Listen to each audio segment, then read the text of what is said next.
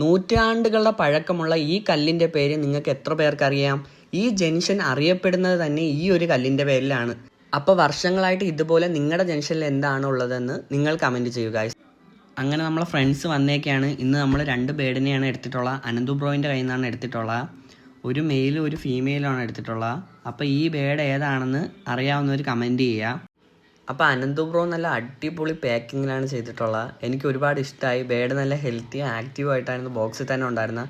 ഇതിൻ്റെ തൊട്ട് താഴെയാണ് എൻ്റെ വീട്. വരുന്ന വഴിക്ക് ചെറുതായിട്ടൊന്ന് വീണ് എന്ന് വെച്ച് വേറെ കുഴപ്പമൊന്നും പറ്റിയിട്ടില്ല. വീട്ടിൻ്റെ അടുത്ത് തന്നെ ആയതുകൊണ്ട് പ്രശ്നമൊന്നുമില്ല.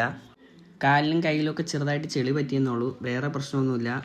വണ്ടിക്കും കുഴപ്പമൊന്നുമില്ല, ചെറുതായിട്ട് ചെളി പറ്റിയുള്ളൂ. ബേഡ് സേഫാണ്, ബേഡിനൊന്നും പറ്റിയില്ല. അത് വീഴാൻ പോയപ്പോൾ ഞാൻ ചാടി ഇറങ്ങിയതാണ്, അങ്ങനെ ജസ്റ്റ് സ്ലിപ്പായിട്ട് വീണതാണ്, വേറെ ഒന്നുമില്ല. എടുത്തു പറയണത് അനന്തു ബ്രോയിൻ്റെ പാക്കിങ് എനിക്ക് ഭയങ്കര ഇഷ്ടമായി. ഇനി നമുക്ക് ബേഡിനെ അൺബോക്സ് ചെയ്യണം. ഇതിൻ്റെ അകത്ത് 2 ബ്രീഡാണുള്ളത്. ഓരോന്നതിനെ വെച്ചാണ് നമ്മൾ എടുത്തിട്ടുള്ളത്.